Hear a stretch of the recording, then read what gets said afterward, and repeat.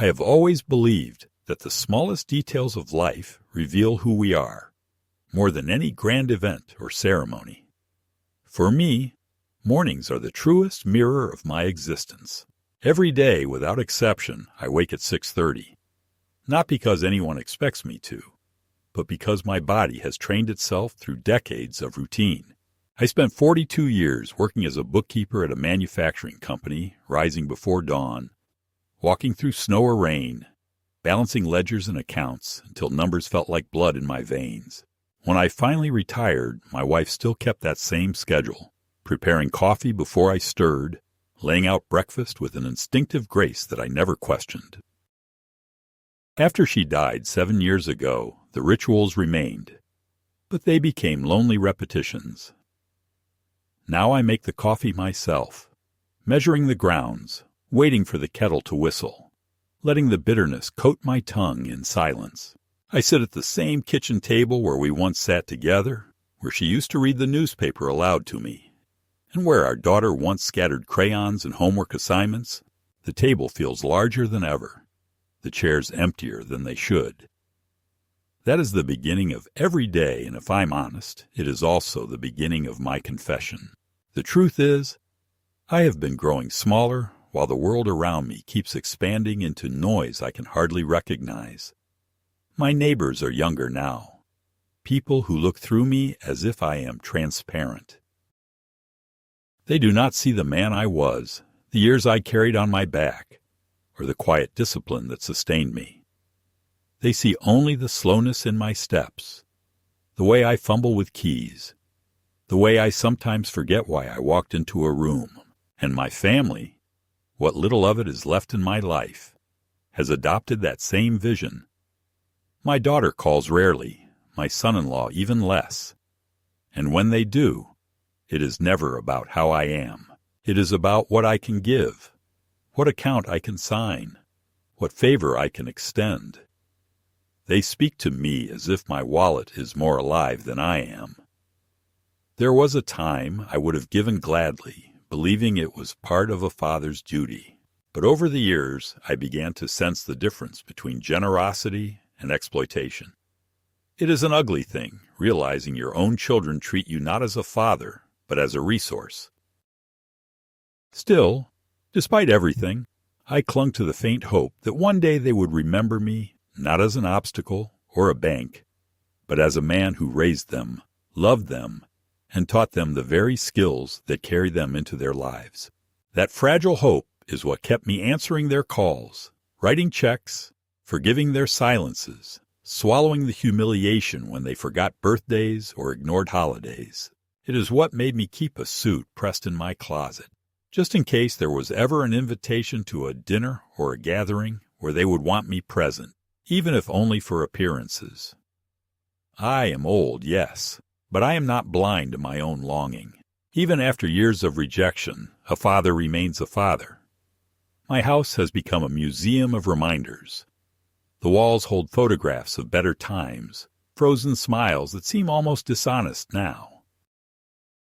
In the living room stands an old piano, untouched since my wife's death, because she was the one who played it, and I could never bring myself to sell it or hear anyone else's fingers on those keys. In the corner rests a wicker basket that once held our dog's toys, though the dog himself has been gone for decades.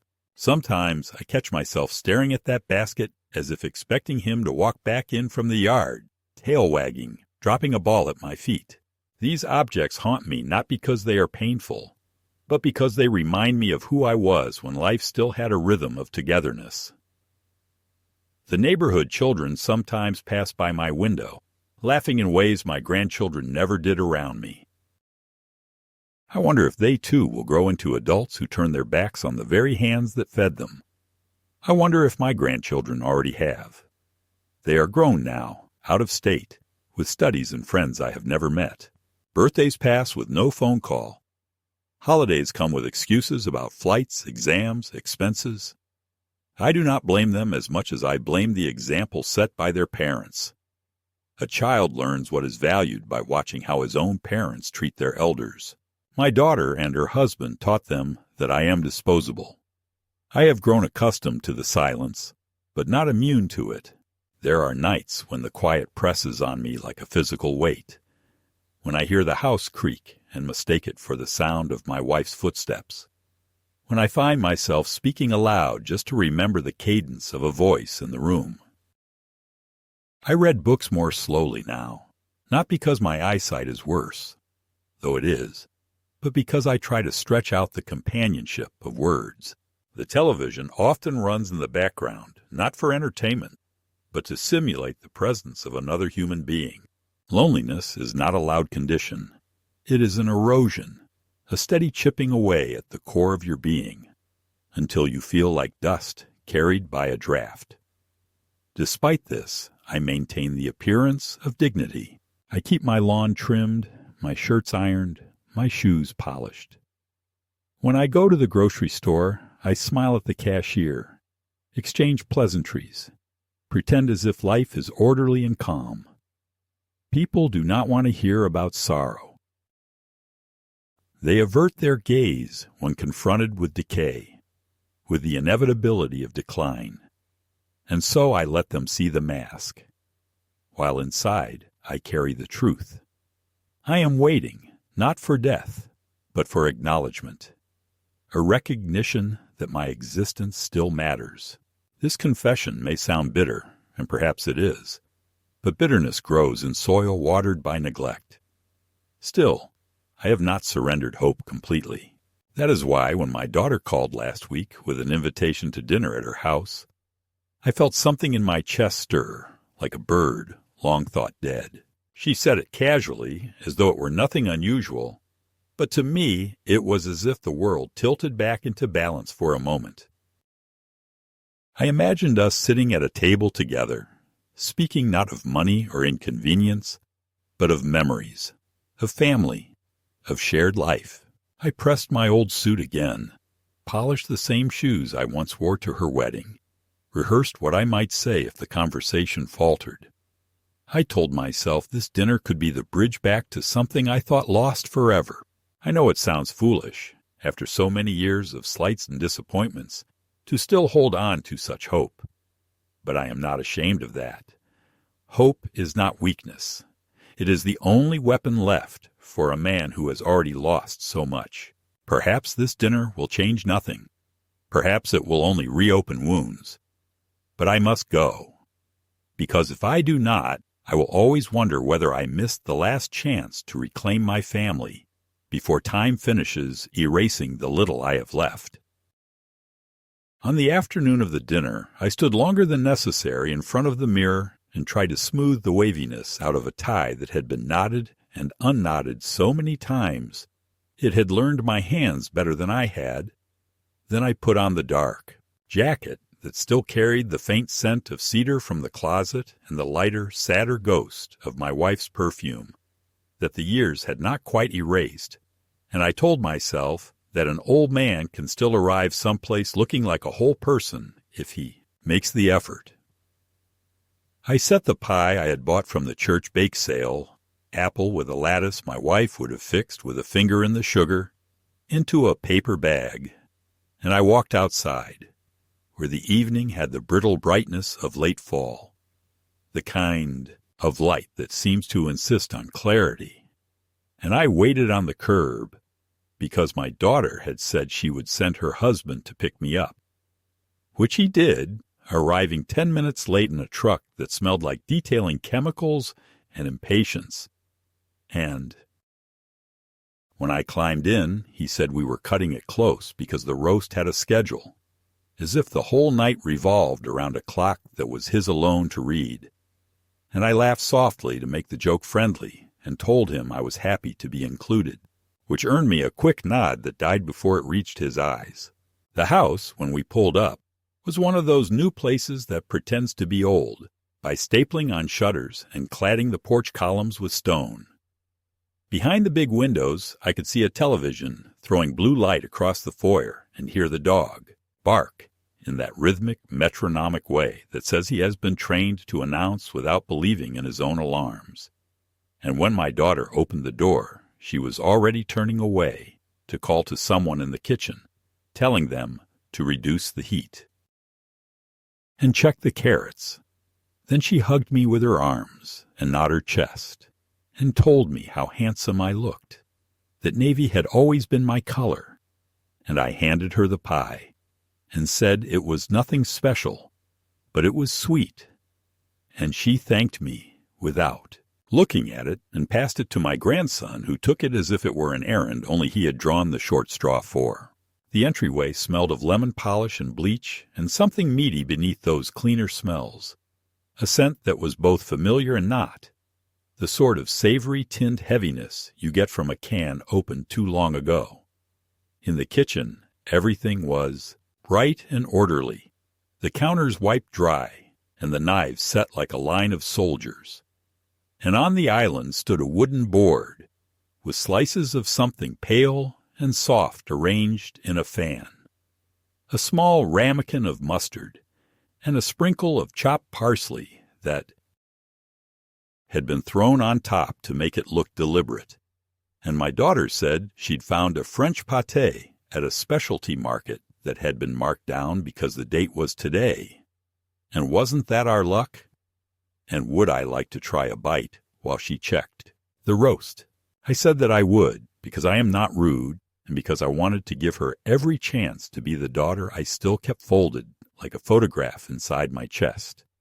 And I put a thin slice on a cracker and tasted, and at once there was that strangely metallic brightness, the sort of tang you cannot name, but that announces itself differently from the softness of liver or the sweetness of ham. I chewed, and I smiled, and I said it was interesting, and she replied that my palate had always been conservative, that I had never really learned to enjoy European flavors. And I said perhaps that was true, and took another bite because conceding to someone else's certainty has been a habit of mine since before she was born. The dog nosed around my ankle, a curly-haired thing with a name that sounded like a designer brand, and when I bent to scratch him behind the ear I noticed his stainless steel bowl on a small mat by the pantry door. Glossy clean except for a clinging smear the color of the slices on the board, and next to the bowl sat 2 unopened cans with tasteful labels. No cartoon bone or grinning dog, just restrained typography promising heritage beef stew with carrots and brown rice, the sort of marketing that flatters the buyer more than it feeds the animal. And for reasons I could not articulate, I felt my face grow warm, as if a hand had pressed it there from the inside. And I stood and said the dog looked well cared for, and my daughter said of course, he eats better than most people, because quality matters. And with that, she laughed toward the living room, where my son-in-law asked if the game had started yet, and my grandson called back that the pregame was still on. And my granddaughter, who was now old enough to wear an expression of practiced weariness, asked if she could eat in her room later because she had an exam, to which her mother said we were having a family dinner and she needed to remember what that felt like. I moved around the kitchen slowly, not wanting to be in the way, but wanting to be useful, and reached for the drawer with the napkins and was corrected. "Those are guest napkins, Dad. We'll use the regular ones."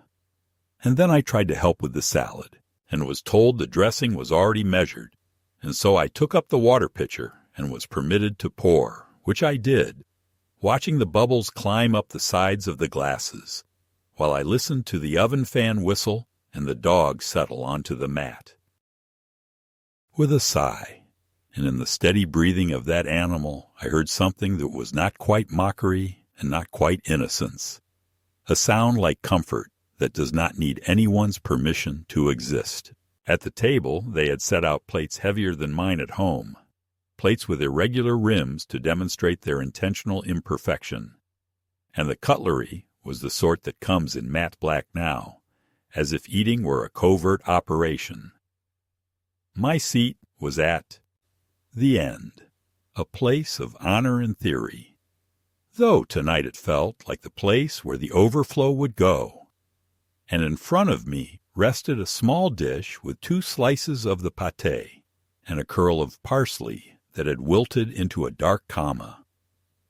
I told my grandson, looked taller, and asked about classes, and he gave me a thin paragraph about majors and internships that had the polished vagueness of a brochure. Then he turned back to his phone and tilted it so that the light did not reflect on his face. And my granddaughter, when I asked about the exam, told me a title that might as well have been a foreign language.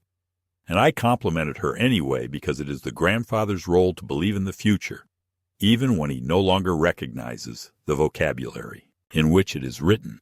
My son-in-law brought the roast with a flourish that wanted us to be impressed. And to be fair, the meat looked beautiful, lacquered and glossy. And when he carved it, the knife moved without complaint. And the first slices steamed in a way that promised warmth.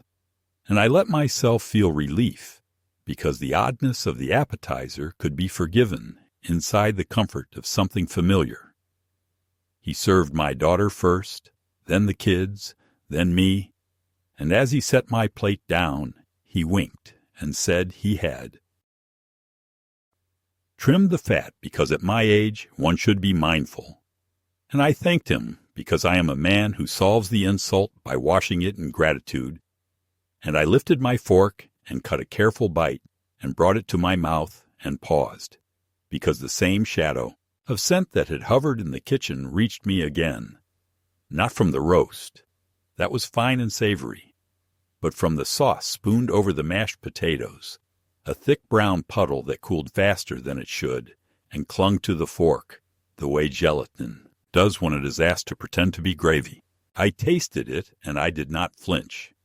And again there was that singed tin brightness, that chalky undertone that does not belong to a stock pot, but to a factory line. And when I swallowed, I glanced toward the pantry door, not meaning to, and saw that one of the tasteful cans was now gone, and the recycling bin, clear plastic, had the lid of a similar can nested inside a wine bottle. And I told myself not to be suspicious, that I was an old man making patterns where none existed, that cost-saving cooks stretch sauces with whatever they have at hand, and that perhaps the specialty pâté had simply bled its character into the dinner in an enthusiastic way. My daughter watched me the way one watches a baby taste lemon for the first time, head tilted, lips pressed in anticipation of my reaction, diminished sense of taste, and I assured her it was lovely, that I appreciated every effort she had made, and I lifted my glass and complimented the wine, which was not remarkable, but which wore a label that sounded expensive. And I said, the house looked beautiful, and the children looked smart, and that I was proud. And I saw her shoulders relax by a degree, as if a test had been administered, and I had not failed it by saying the wrong thing. After a while, the conversation found a rhythm that excluded me without being unkind.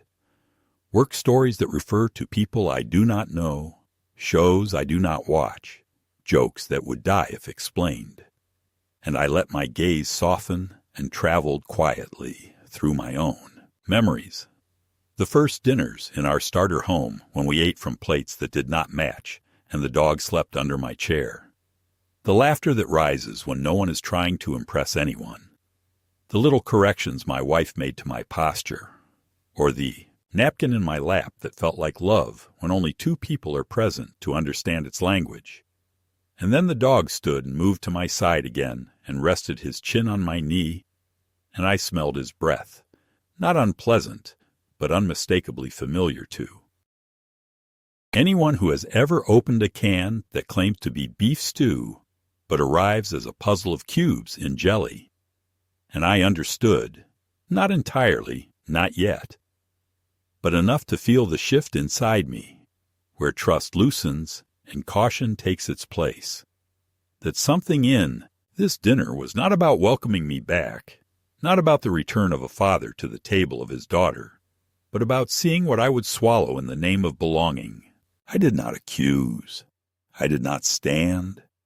I did not deliver a lecture that would harden into their next grievance.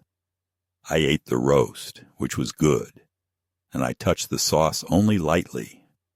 and I asked for seconds of the carrots because the sweetness of a root pulled from earth cannot be counterfeited by a label.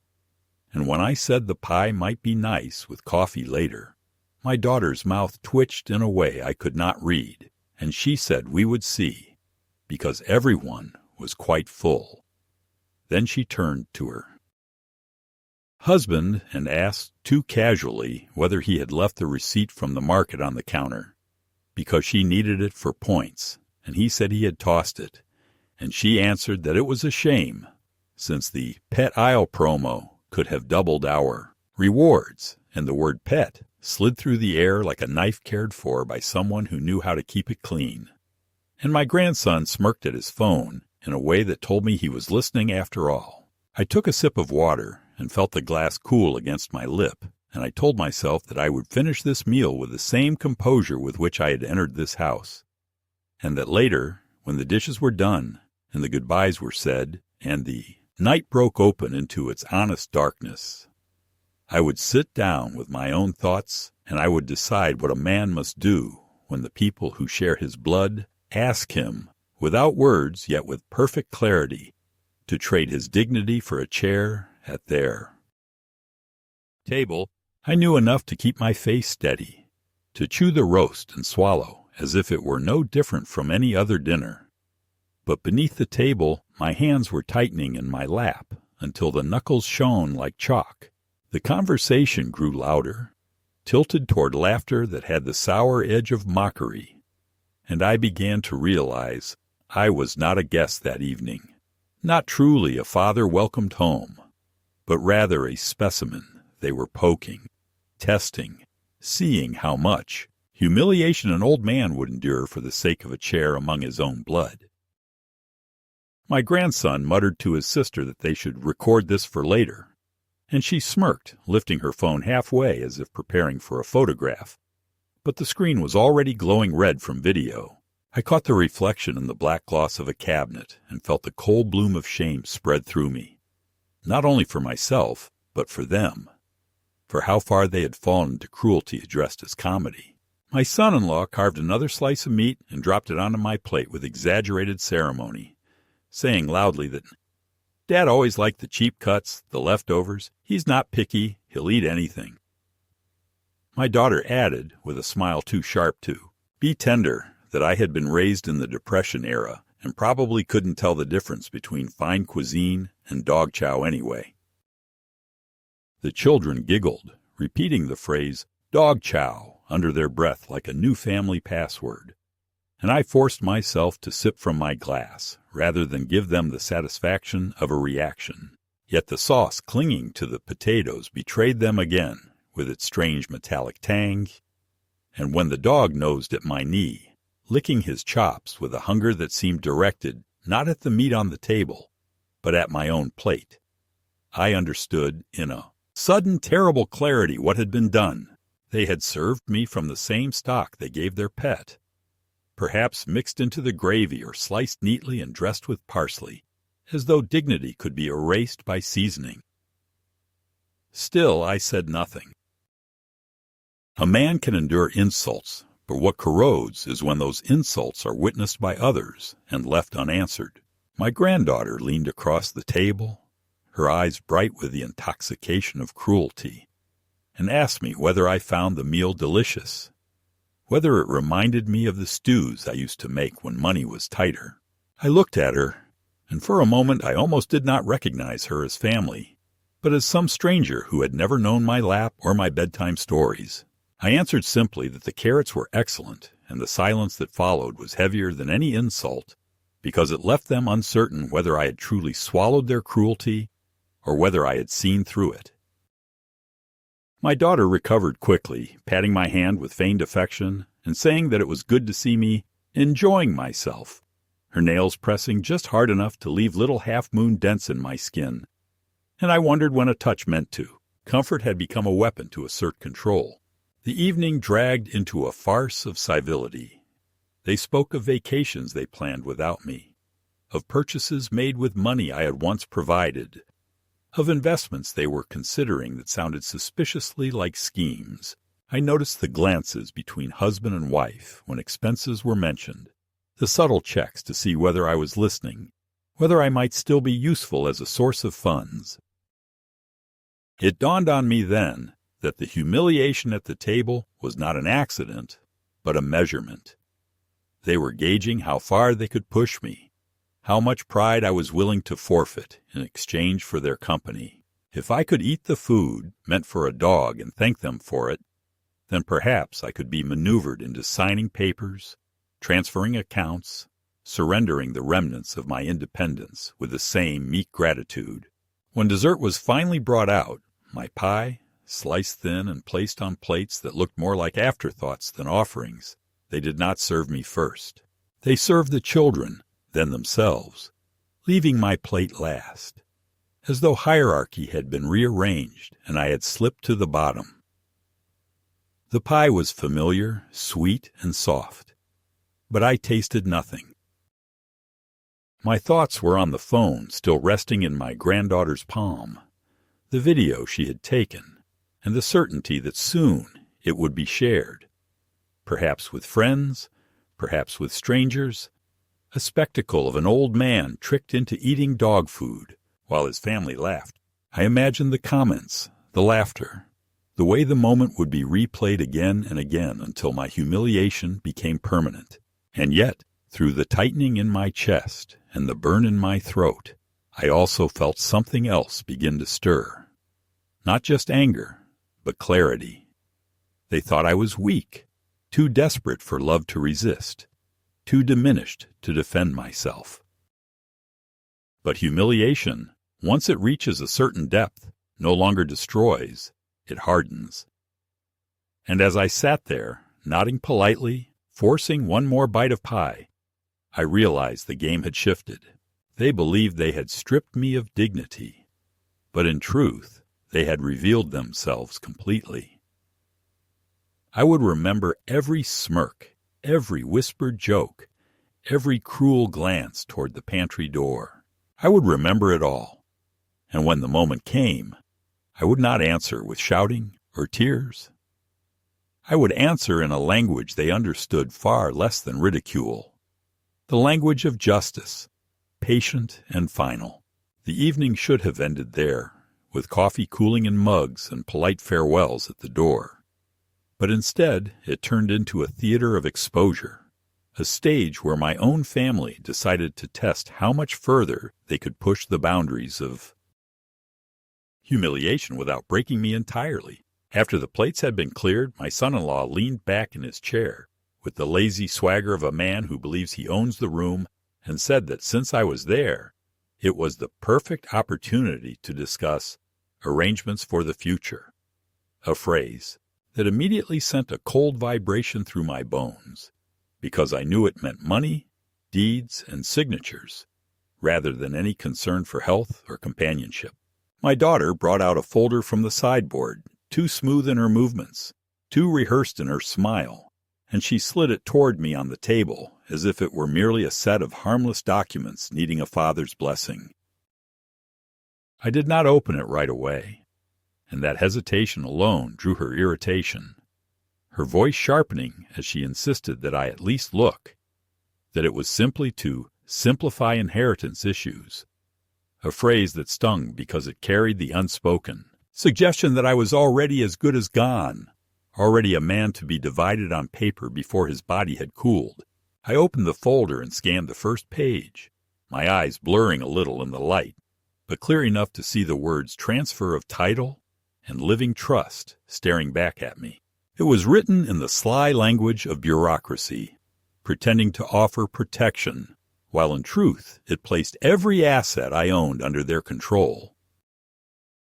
My house, my savings, even my modest pension would have been redirected through them for management purposes, leaving me not the master of my own life, but a dependent signing away the remnants of independence.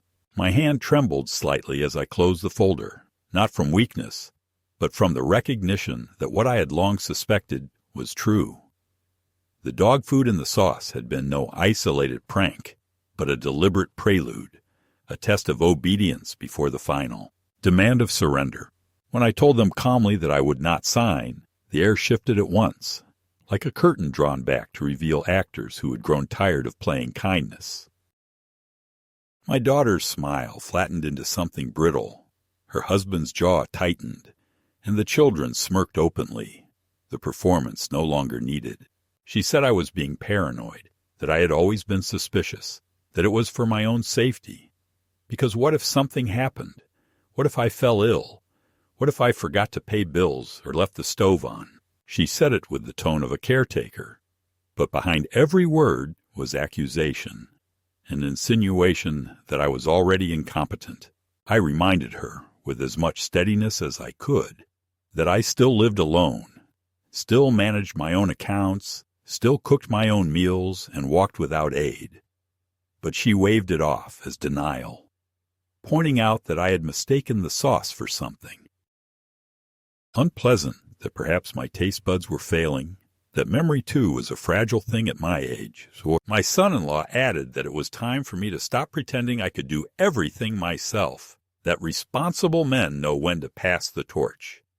And the way he said torch sounded less like a symbol of guidance and more like a burden to be dropped. The children laughed then, in that casual, cruel way that only the young can, unafraid of age, because they have never felt it. My grandson suggested maybe I should just live with them, that they could set me up in the spare room where the dog slept, and he said it as a joke, but no one contradicted him, and I saw in my daughter's eyes that she was weighing it, considering how convenient it might be to reduce her father to a dependent presence in the corner of her house. The image struck me like a blow. Myself lying on a cot that smelled of kibble and bleach, my days reduced to waiting for scraps, my dignity dissolved completely. I set the folder back on the table and told them firmly that I was tired and would be leaving. And for a moment no one moved, the silence thick with disappointment and threat. My son-in-law finally said that refusing to cooperate was only making things harder for everyone, that in the long run the law would side with practicality, not sentiment.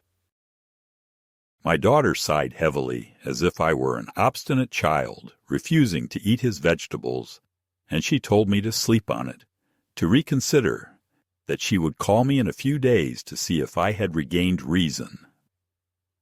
I gathered my coat slowly, unwilling to show haste, unwilling to let them see fear. And when I reached the door, my granddaughter lifted her phone once more and snapped a photo without asking, catching me in profile like a criminal in a mugshot. I heard her whisper to her brother that it would be perfect for the group chat, and they both laughed, not realizing, or perhaps not caring, that the man they mocked was the very one whose sweat and years had made their comforts possible. Walking out into the night, the air cool and unsparing, I felt no relief, only the throb of betrayal pressing against my ribs. The streetlights stretched my shadow thin and bent, and I thought of my wife, how she would have wept to see her family turn into predators circling the man she once called her rock. I understood then that the center of the conflict had shifted. No longer was it about loneliness or neglect. It was about survival of self. They had tested me with humiliation. They had pressed me with papers. And when I refused, they had already begun rewriting the story of my mind, planting seeds of incompetence to justify what they planned to take. It was no longer a question of if they would try again, but when, and whether I would be ready to defend myself. That night I lay in bed and stared at the ceiling, replaying every word, every smirk, every glance, until the truth hardened into resolve. The midpoint of my life as their pawn had ended. Whatever years remained to me would not be lived under their mockery or their signatures. They had crossed the line from neglect into active violation. And though I had no clear plan yet, I knew that when the time came, I would answer not as a frightened old man begging for kindness, but as the last custodian of my own dignity. They thought they had stripped me bare, but all they had done was awaken the one part of me they had underestimated. the part that still remembered how to fight, not with fists or with rage, but with patience, with quiet justice, with the long memory of a father who had been forced too far. I did not sleep the night after the folder slid across their table like a quiet knife. I lay on my back and listened to the old house speak its drafts and clicks while the dark pressed close to my face. And I tried to understand the exact moment when neglect had ripened into predation, when the children I carried on my shoulders decided to climb those same shoulders, only to push me down the stairs of my final years.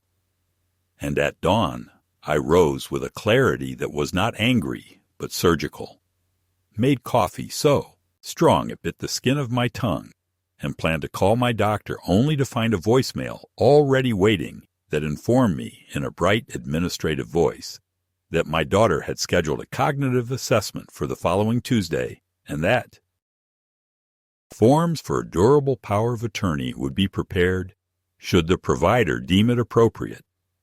And I stood in the kitchen with the sun cutting a thin blade across the counter and felt, not fear exactly, but the coolness of someone else's hands, trying to rearrange my life under the cover of help. When the doorbell rang at 9, 2 uniformed officers stood on my step with a welfare check report, apologetic but resolute, explaining that a concerned relative had called to say I was disoriented and possibly not eating.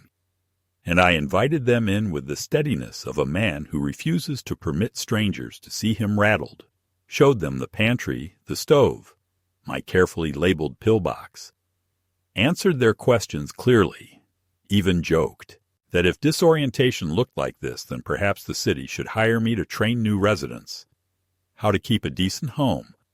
And when they left, satisfied, the neighbor across the street was still pretending to adjust her mailbox while filming, and by noon, the first text from a church acquaintance arrived, a thinly veiled inquiry about whether I needed assistance deciding things, the greasy language of pity delivered by people who had once eaten my wife's pot roast in the years when we were still visible.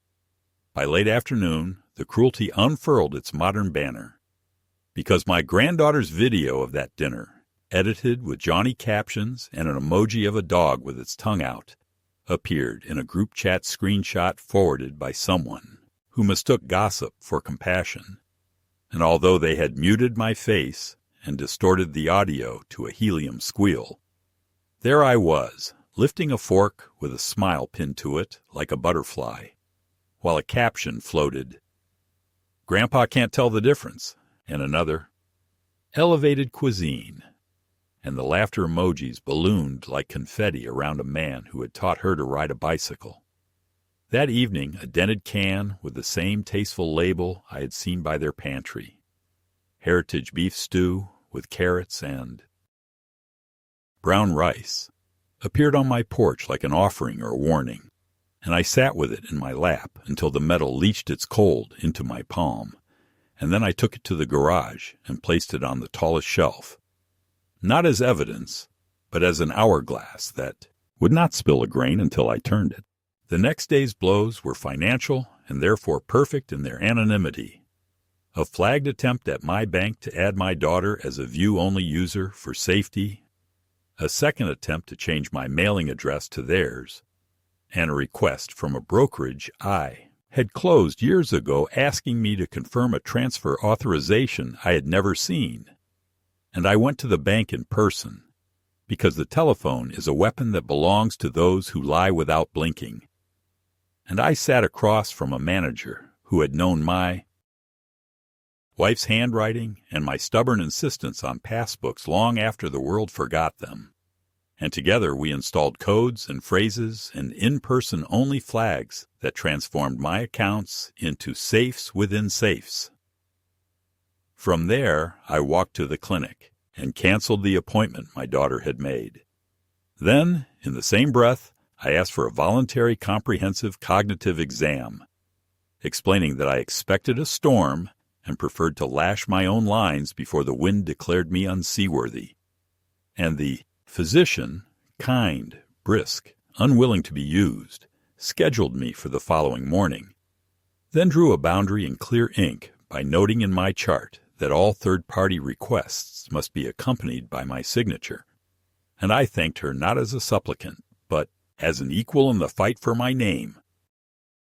In the afternoon, because I am old enough to know that rage left untended turns first to rot and then to madness, I went where the air smells of straw and disinfectant and nervous hope, to the county animal shelter where a volunteer named May, whose hair was the color of oatmeal and whose laugh was the noise of a door flung open in summer, placed my hand against the kennel of an elderly terrier with a clouded eye and a chest like a little barrel, and said he had been surrendered when the family moved to a place where dogs were not allowed, a sentence that cut me with its familiarity because men, too, get surrendered when families move into moral neighborhoods where fathers are not allowed.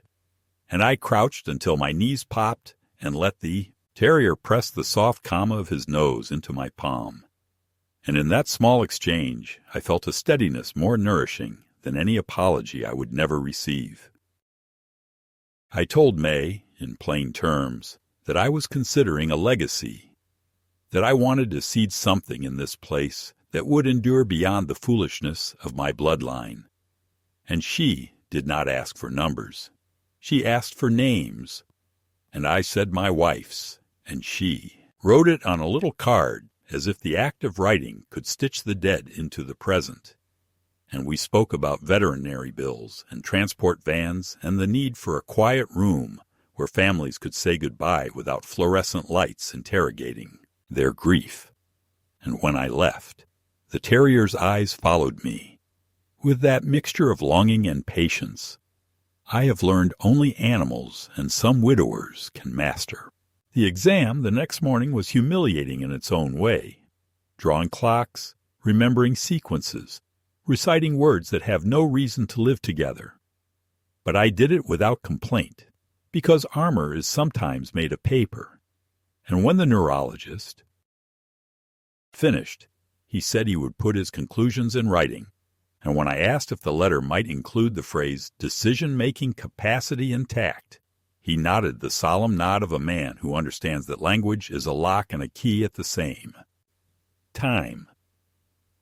I walked out with the weird intoxication that comes from proving you are still yourself, and immediately channeled it into paper shields.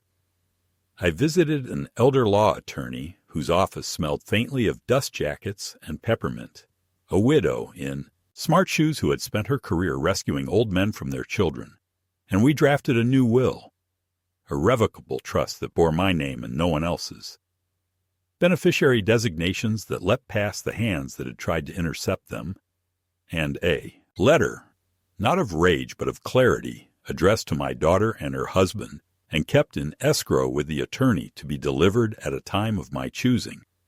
A letter that explained, in sentences long enough to force breath into their reading, that a man who is made to eat with a dog will at last make dogs his heirs, not as spite, but as the most honest translation of the love he was denied. As all that scaffolding rose around me, there was predictably a counterattack shaped like concern.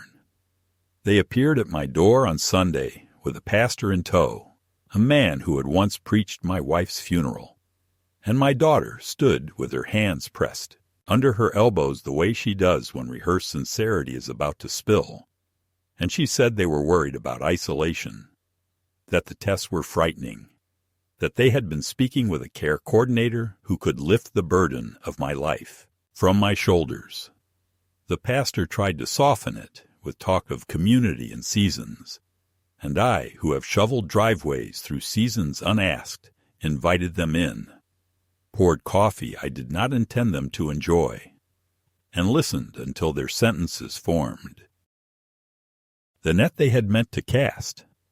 Then I thanked the pastor and asked if he might step onto the porch with me for just a moment, because the pruning of the hydrangea showed signs of canker.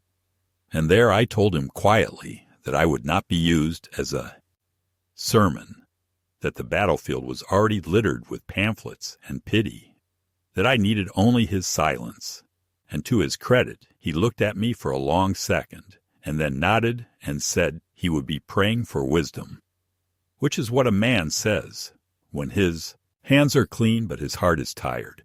Inside, without the witness of the cloth, their voices rose. My son-in-law letting his jaw swing open as he explained that taxes were complicated and that he had seen a notice on my counter and would be happy to set up auto pay. And when I told him, the notice was a coupon for a window replacement. I had no intention of buying. He had the decency to blush. And then my granddaughter, who had placed her phone face down on the table as if that gesture were innocence, asked whether I remembered her first piano recital. As if memory were a hinge, they could loosen with kindness and then swing wide for entry. And I said that I remembered the bow she forgot to take and the way her shoes squeaked on the stage, at which my daughter smiled with relief and moved too close, one hand on the folder she had brought again, and I saw in the twitch of her thumb that she believed the door had finally opened. I did not slam it. I let the moment breathe, because what I planned could not be built on the heat of temper, and I said that the future deserved a table of its own, and that I would host them next Sunday, that we would eat and talk, and I would bring my papers then. And their faces softened the way faces do when prey steps into the clearing.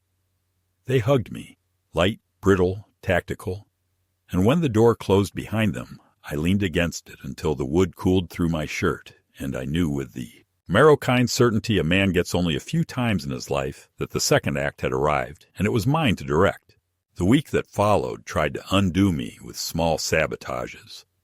A call from the pharmacy explaining someone had tried to change my medication pickup location to a store near my daughter's house. A letter from a non-profit I had never supported thanking me for a pledge made online in my name. A visit from a utility worker who had an order to inspect a leak I had not reported and who shrugged, apologizing when I asked who had called. And in the grocery store my cart was nudged by a stranger who looked at me with the curiosity of someone who recognized my face from a video they would never admit to viewing. And I lowered my eyes, not from shame, but to hide the smile rising, because nothing tells you you're on the right path like an opponent, showing you their last arrow before they draw the bow. I bought vegetables that remembered the ground, beef from a butcher who names the farms as if reciting kin, spices my wife once trusted, and from a boutique pet store frequented by women with coiffed dogs wearing sweaters, a selection of the very pâté and stews my daughter had favored for her animal, as well as a few tins whose labels announced with aspirational typography that they were human grade, all of which I paid for in cash, that has never betrayed anyone who knew how to count. On Friday, I visited the shelter again and sat with May in the quiet room, a space with a lamp that made a circle of kindness out of the air, and signed a memorandum of intent that would one day become a plaque, not shouting my name, but whispering my wife's. And it was there that the old terrier, his name I learned was Benny, which is a name only good people give small dogs, placed his paw on my shoe and looked up at me with the politeness of a courtier asking permission to love. And though I did not take him home that day because plans must ripen, I promised him, and in promising him I felt my spine straighten as if my body were a flag, and the promise a wind lifting it. Saturday evening, as the sun fell behind the roofline and painted my living room the color of a bruise healing, my phone lit with a message from my daughter that said simply, "We're bringing the pastor again. It helps." And I replied with a single sentence that I reread 5 times to ensure it contained no heat a lawyer could later ignite. "Only family for this conversation, please." And after a long pause, she replied, "Of course," which told me the battle had finally forced them to step onto the plane where a man's voice, unadorned by witnesses, must fight on its own merits. I set the table carefully, using the good plates my wife kept for company who never came after she was gone. Polished the forks until they flashed like small moons, placed a vase with 3 chrysanthemums at the center, because she loved odd numbers and flowers. And in the kitchen I organized the cans and the stock and the butter into stations like a general arranging regiments, not with malice, but with attention, because justice is not a mood, it is a craft. That night, when the house was quiet and the plan lay across my mind, like a map etched in phosphorescence, I sat at the desk and wrote one more letter, this one to myself, a promise that I would not let rage spoil the precise mercy I intended to deliver, a reminder that it was not my place to destroy them, but to reveal them, and then to remove the reward they believed they were owed. I folded the letter and placed it beneath the tasteful can I had kept on the high shelf, like a foundation, stone under a monument no one else would understand. And only then did sleep arrive, deep and clean. Not the collapse of a hunted man, but the rest of someone who has set the table for his own rescue. They arrived on the dot of 6 with smiles pressed onto their faces like labels on jars, the kind that peel at the corners when the room gets warm. And I opened the door as if the hinges had never learned to complain, invited them into a house that smelled of butter and thyme and something darker beneath, and guided them past the hallway where the photos of our better years hung like witnesses who had sworn to tell the truth. My daughter carried a folder again, and my son-in-law a bottle with a label loud enough to serve as a personality, and the grandchildren drifted behind them with the casual entitlement of tourists who expect the scenery to applaud. And I said that before we sat, I wanted to show them something new in the kitchen, and they laughed because men my age do not get new things, but they followed, and I lifted the lid on the small Dutch oven where a sauce ticked softly as it released its steam. And I let them smell what patience smells like when it has been tended and not devoured. And I said without ceremony that I had been thinking about family recipes, the way certain tastes bind people together across years of neglect and temper. And I watched my daughter's mouth form the question she thought was sympathy, but was really reconnaissance. Would I be sentimental tonight? Pliable? Ready to sign? Then I set the lid back and invited them to the dining room, where I had laid the table with my wife's good plates and the heavy silver that remembers wrists and anniversaries, where a low arrangement of chrysanthemums kept the light from breaking itself on crystal, where seats had been placed with the arithmetic of old courtesy.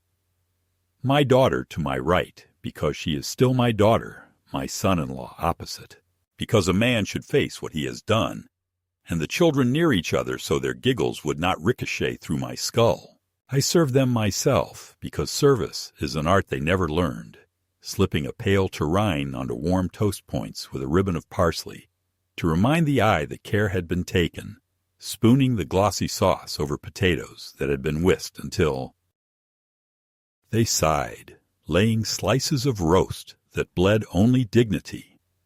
And when they raised their forks and said, "How lovely, how tender, how refined," I poured the wine with a hand steady enough to write its own affidavit, and I asked in a voice smooth as the gravy whether the seasoning suited them, whether the texture pleased them, whether they appreciated the depth. And my granddaughter said with the decisive cleverness of the untested that it tasted like something you'd pay extra for at a place with a parking valet, and my grandson, who has learned to love his own sarcasm, said it was elevated, and my son-in-law said that at last the old man had learned a few things from YouTube. And in that moment, with their mouths busy and their eyes pleased, I felt the hinge in the room swing, quiet and irrevocable. I did not keep them waiting for the door to shut. I stood, walked to the sideboard where the folder I had brought to the table earlier lay beneath the linen like a knife under the napkin, and placed on the cloth 3 objects that did not belong to. The choreography of a family dinner. First, a sealed letter on the letterhead of the neurologist stating in the clean geometry of a medicine that my judgment and memory were intact, and that any assertion to the contrary should be considered malicious or misinformed. Second, a thick envelope bearing the stamp of my attorney, inside which waited a copy of my newly executed trust and will, instruments that gathered every account, policy, and right of survivorship into a house no one at that table held a key to and named, in lines that would outlive whispers. A small list of beneficiaries that included not a human in that room, but a foundation to be established the day I died in my wife's name for the county animal shelter. Third and last, the can. It was the beautiful can, the tasteful one from their pantry, the one that looked more like a craft beer than food for a creature who licks a floor to show gratitude. And I set it between the candlesticks as if it were a centerpiece and tapped its rim with my fingernail until the metal answered in a little bell that drew all their eyes. My daughter tried to smile and failed.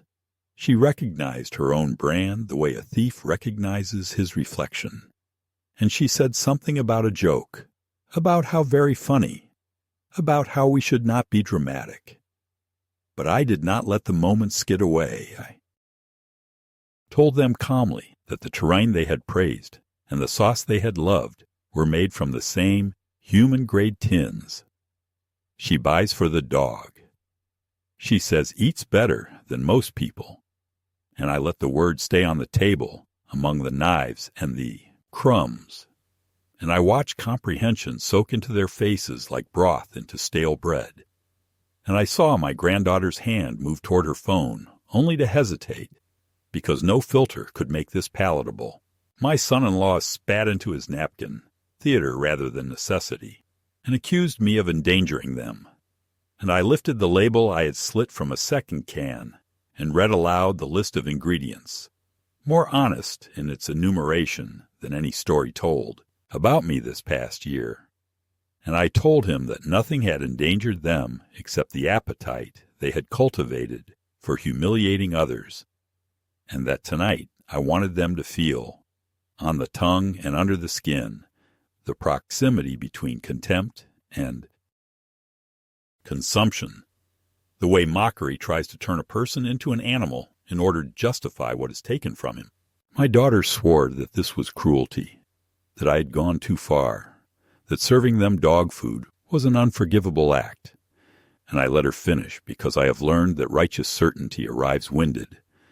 Then I told her that I had fed them nothing, would not eat myself if I considered the company worthy, but that I had chosen not to eat tonight because fasting clarifies and because I wanted the memory to belong entirely to them.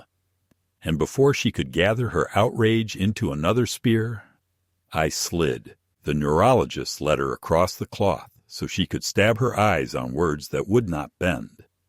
And then I placed the trust documents beside her wine glass and said that moving forward there would be no more requests, no more arrangements, no more emergency calls about tuition or tires or taxes, that the legacy of my years would bypass their hands without malice, only accuracy, and that if they ever wondered why, they could consult the can.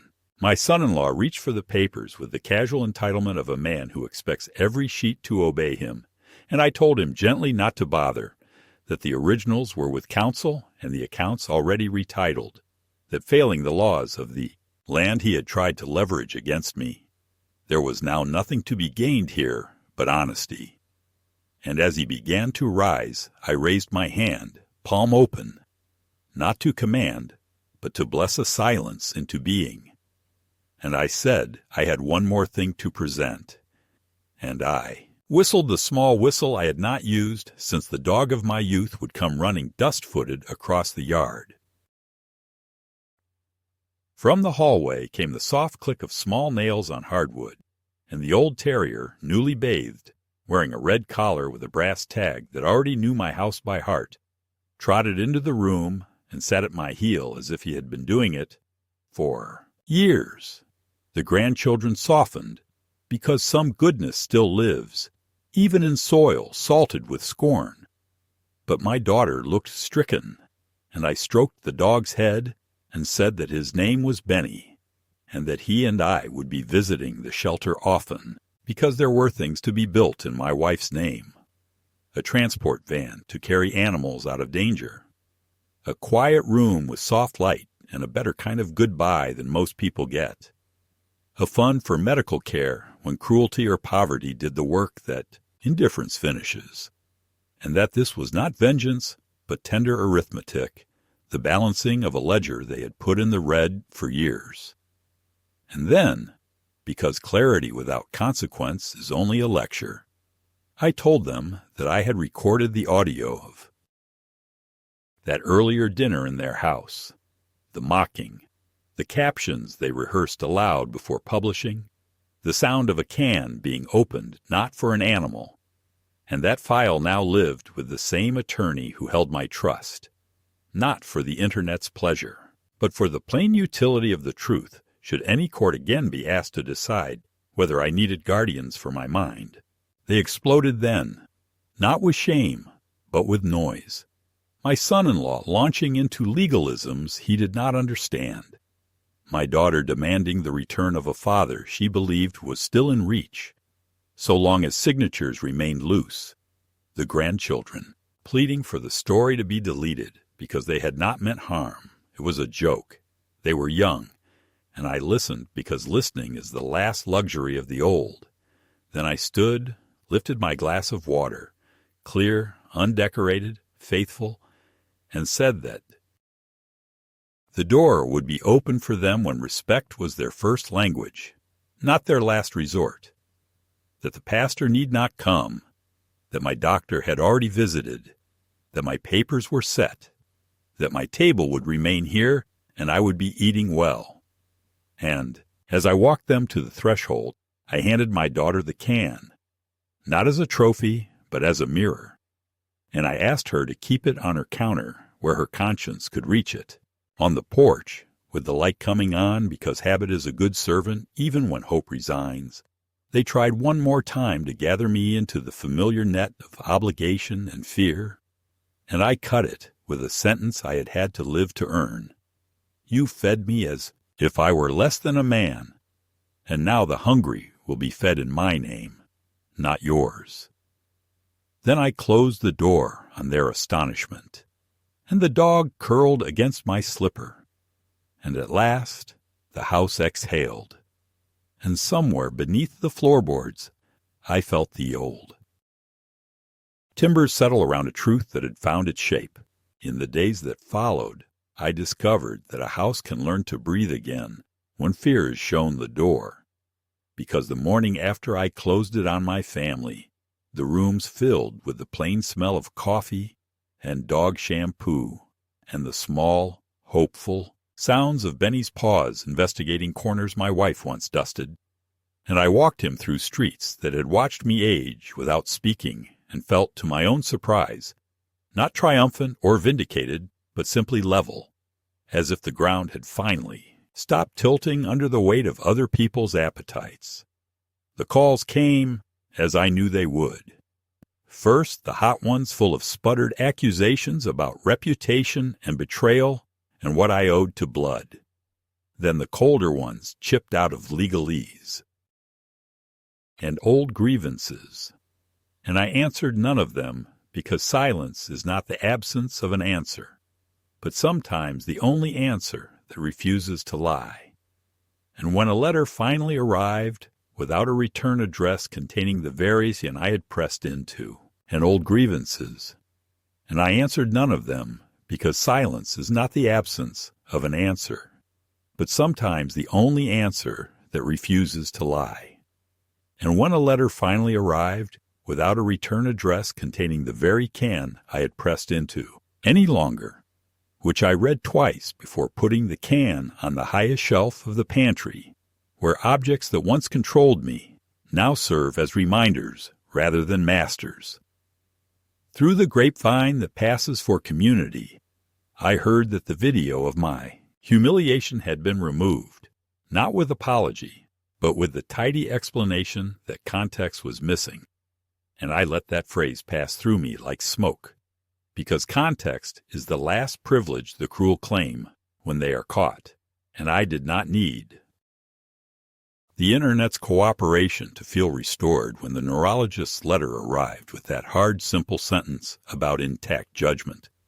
A line so clean, it might as well have been a keel I could balance on, while the waves of rumor spent themselves on the sand. Benny and I kept our appointments at the shelter where May showed me a corner room with a window that looked onto an oak, whose leaves clung stubbornly through the first snow. And we stood together in the quiet afternoon while a contractor measured, and a volunteer held a handful of fabric swatches up to the light. And when May asked what the plaque should say, I said to write my wife's name without dates because she has never really left the rooms I inhabit, and to add only the small sentence.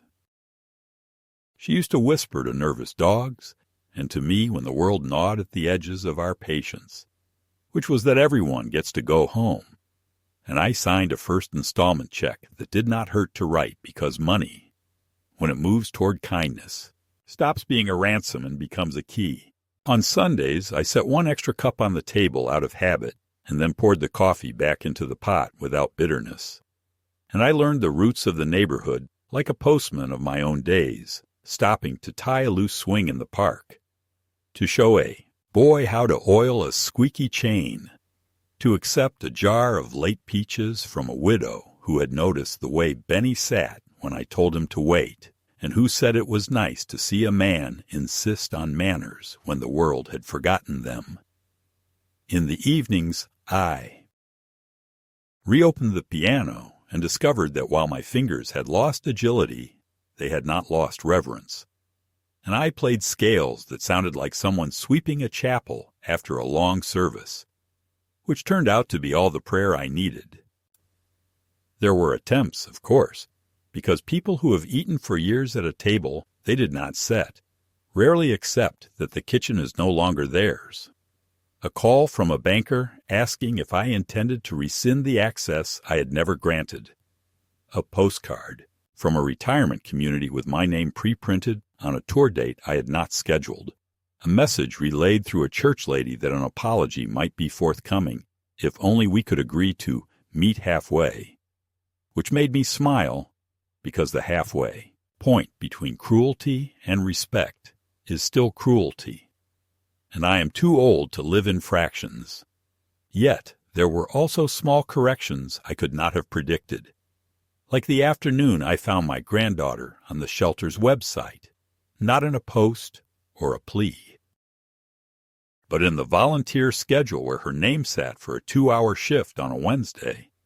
And when I asked May later, without explanation, whether a very young woman with a hard mouth had shown up and worked the laundry, she said that a girl had folded towels as if neatness might save her life, and that no one had asked her to smile, and no one had punished her when she didn't.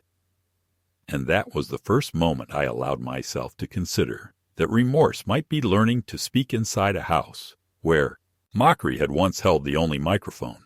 I do not script redemption for other people anymore. I barely script it for myself.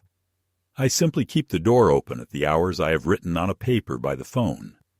Mornings for walks and coffee, afternoons for errands and shelter work, evenings for music and letters.